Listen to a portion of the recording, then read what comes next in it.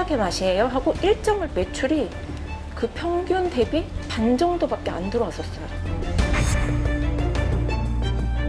소비자에게 절대적인 권력을 주게 되는 거죠. 별점 인생이구나. 내 머리 위에 도대체 별이 몇 개 있을까? 엉엉 울면서 갔거든요. 나도 이러다 죽는 게 아닌가?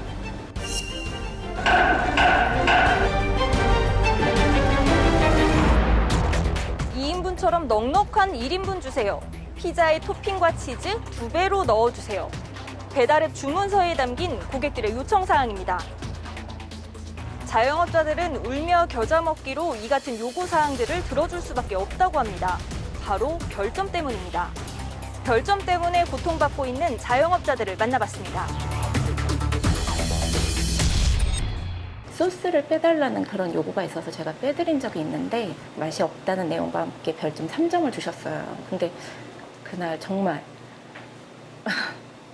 주문이 거의 들어오지 않고 아 리뷰가 이렇게 무서운 거구나 엉엉 울면서 갔거든요.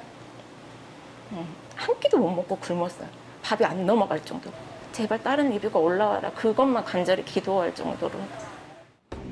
별점과 리뷰 때문에 밤잠을 설치는 건 A씨만의 일이 아닙니다.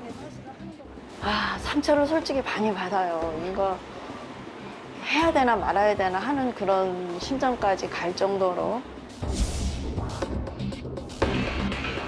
시킬 때 그렇게 써요. 리뷰 별 5개 드릴게요. 더 주세요. 주류를 판매하지 않는데 술을 사서 뭐 보내달라고 하신 분도 계시고 1인분을 시키고 2인분처럼 주세요. 리뷰 잘 써드릴게요. 별점과 리뷰가 두려운 자영업자들은 최대한 고객의 요구를 들어줄 수밖에 없지만 낮은 별점과 악성 댓글이 돌아올 때면 가슴이 무너져 내립니다. 이거 부탁드렸는데 안 주셨네요. 협박을 하시는 거예요. 정말 악성 댓글 달아버리겠다고. 개판이라고. 몇 개 시켰어요. 근데 몇 개 해서 줬더니 너무 맵다고 또 별점을 1점 주. 완전 쓰레기 음식이다. 마음이 아프죠. 장사를 한 20년 했는데. 물론 소비자들이 음식에 대한 평가나 불만을 제기할 수 있는 창구는 분명히 있어야 합니다. 하지만 고의성이나 대가를 바라는 일부 악성 댓글에 대해서도 자영업자들이 배달앱 측에 수정이나 삭제를 요청하긴 어려운 상황입니다.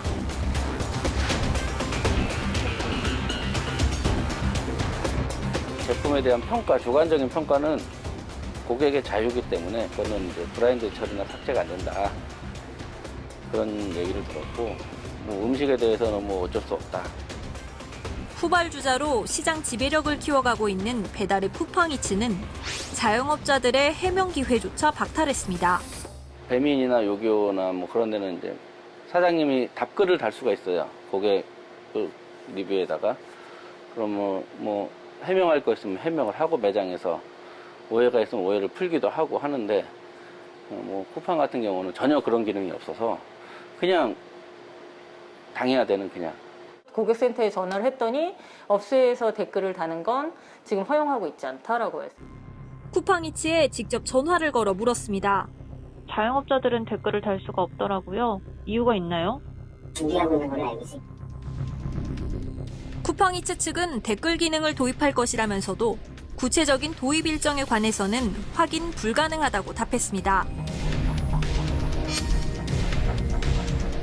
제가 느끼기에는 거의 손님이 신이다라는. 배달앱이 소비자 일방의 편의만을 추구하다 보니까 이에 대한 책임을 점주가 다 지도록 하고 있어서 소비자에게는 어떤 별점, 리뷰라는 절대 반주를 쥐어주고 점주는 여기에 따라갈 수밖에 없는 구조를 만들었다는 것.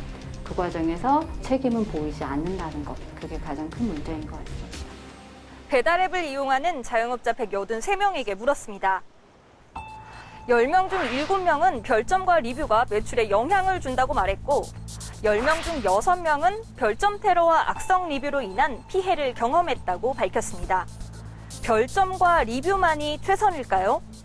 어떤 객관적인 지표들, 고객이 얼마나 늘어나는지, 다시 주문하는 사람은 얼마나 많는지, 그런 충성 고객들 이런 것들을 지표로 삼는다면 일부의 어떤 악성 리뷰, 별점 테러도 점주에게 즉각적으로 매출 하락을 갖고 오는 듯한 악영향을 좀 최소화할 수 있을 것 같습니다. 점주들과의 지속적인 소통을 통해서 더 나은 배달앱 서비스를 만들어가는 구조를 만드는 게 우선되어야 될 것 같습니다. 거대 플랫폼 기업으로 성장하고 있는 배달앱의 사회적 책임을 강화해야 한다는 목소리가 갈수록 커지고 있는 상황. 악순환을 끊어내지 못한다면 피해는 다시 소비자에게 돌아올 것이라는 지적이 나옵니다. 결국에는 서비스 질 악화라든지 배달료 인상, 음식값 인상으로 인해서 소비자도 피해를 보는 구조가 만들어지고 있는 겁니다. 최근 국회에서는 플랫폼 업체의 책임을 강화하는 내용의 개정안이 발의됐습니다. 이른바 새우튀김 환불갑질 방지법입니다. 법안은 플랫폼 업체가 후기나 배열 순위, 추천수 등을 인위적으로 조작할 수 없게 하고 후기 수집 방법과 정렬 기준 등의 정보를 투명하게 공개하도록 했습니다. 플랫폼 업체가 우리는 이 리뷰를 이렇게 수집하고 있고 정렬하는 방식을 이렇게 하고 있다라고 하는 객관적 기준을 제시하게 되면 입점 업체들의 문제제기도 상당히 줄어들 것이라고 생각을 하고 또 대가성 후기 작성을 맡기거나 허위 리뷰를 작성하는 경우 처벌하는 조항도 담겼습니다. 업체를 비방하는 행위를 할 수 없도록 규제하기 위한 법안이다. 지금처럼 악성 리뷰나 또는 악성 알바들을 고용한 공격들이 상당히 줄어들 것이라고 생각합니다. 가장 좋은 거는 여기 가게 오래오래 했으면 좋겠다. 저희 음식 먹고 엄마 생각납니다. 집밥 같다. 이랬을 때는 너무 행복하고 내가 여기서 이걸 하는구나 하는 거에 대한 그 사명감을 느끼는데 이슈 탕탕탕 지혜롬입니다.